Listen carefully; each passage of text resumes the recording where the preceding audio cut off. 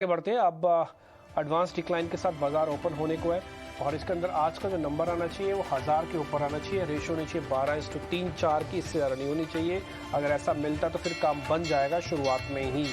तो देखते हैं एक बार कैसे नंबर आते हैं। बैंक निफ्टी ज़्यादा एग्रेसिव होगा, थोड़ा ध्यान रखिएगा।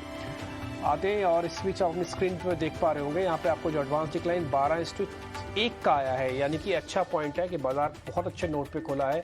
450 पॉइंट सेंसेक्स के पास है, करीब 400 पॉइंट बैंक निफ्टी के पास है। 39,800 पार हुआ है, वहाँ पे 200 आ गया। तो शुरुआत में वो जो 200 800 वाला मैंने आपको लेवल बताया था वो आपके काम का, और बाजार इसको जल्दी जल्दी मेरे को लग रहा है आपके काम ले आएगा। तो इस पर आप थोड़ा ध्यान रख सकते हैं। इसके अलावा मार्केट के अंदर कहाँ कहाँ पे पोजीशंस बन रही है शुरुआत में फटाफट से वो भी चेक कर लेते हैं। अडानी ग्रीन्स ऊपर अडानी के शेयर्स में, और इसके अलावा अडानी पावर पे भी मार्केट में मोमेंटम नहीं आया।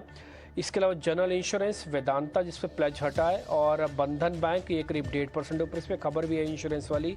अंबुजा सीमेंट ये करीब 2% ऊपर है। निफ्टी के टॉप गेनर्स चेक करते हैं, वहाँ पे अडानी एंटरप्राइजेस है, मारुति है, अडानी पोर्ट है, इंडसन है, और टाइटन के साथ हिंडाल्को है। ये यहाँ पर हीट मैप देख पा रहे हैं, जहाँ पर आपको सारे शेयर जो मैं पढ़ रहा था वो आपको यहाँ पे सारे दिखेंगे परसेंटेज के साथ। भारतीय एयरटेल ये कमज़ोर कैटेगरी का शेयर 2% आज नीचे, अदरवाइज आप सभी शेयर्स को अमूमन बढ़ते हुए देख पा रहे हैं। कमज़ोरी के अंदर भारतीय के अलावा जिसमें और 2 शेयर हैं जो कमज़ोर हैं, उसमें सन फार्मा है और ऑयल इंडिया भी है।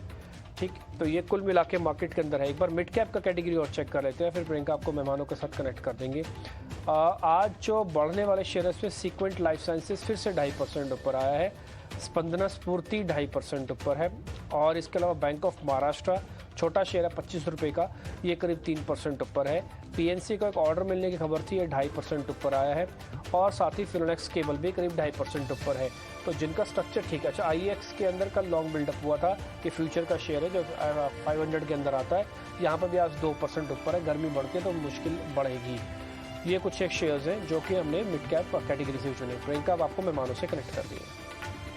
ठीक है, बिल्कुल। तो आज डिफेंसिव तो बैक फुट पे हैं, और जहाँ थोड़ी बहुत मूव आ गई है वो भी आज आपको उनमें मूव इतनी नहीं दिख रही जितना कि जो पिटे थे। जैसे बैंक्स में आप इंडसइंड बैंक जैसे स्टॉक्स को देखें, अडानी स्टॉक्स अच्छे खासे चल रहे हैं। क्या आज आईटी पैक अच्छी मूव दिखा सकता है? क्योंकि कल नास्डैक में भी स्ट्रॉन्ग मूव था as compared to banking and S&P. Coforge या एलटीटीएस कुछ ये रडार पर होंगे आज के लिए?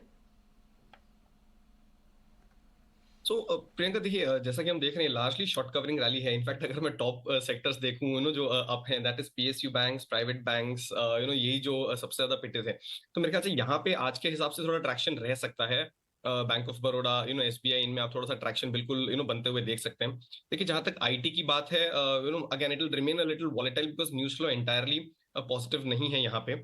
और अगर मैं देखूं तो स्टॉक्स में जो फॉल आया था ये बहुत ड्रास्टिक है, तो हल्की सी रिकवरी यहाँ भी है, and very selectively we can consider. But मैं बहुत बड़ी रैली के लिए प्ले यहाँ नहीं करूंगा। जहां तक कोफोर्ज की बात है, बिल्कुल अगर मैं देखूं तो स्टॉक ने देखिए 3900 का जो लेवल है इसको इंट्राडे में कल ब्रीच किया था, बट उसको फिर क्विकली कवर भी कर लिया। तो मेरे हिसाब से यहाँ पे अगर आप एक लॉन्ग पोजीशन बनाना चाहें स्ट्रिक्टली इंट्राडे के हिसाब से, तो 3950 के लेवल्स जो है इनको अपना स्टॉप लॉस बना के चलें। पहला टारगेट आपके लिए 4020 का निकल के आएगा, दूसरा टारगेट जो है ये 4060 का है। सो कोफोर्ज को आप शॉर्ट कवरिंग के हिसाब से इन लेवल्स के लिए प्ले कर सकते हैं। Point taken.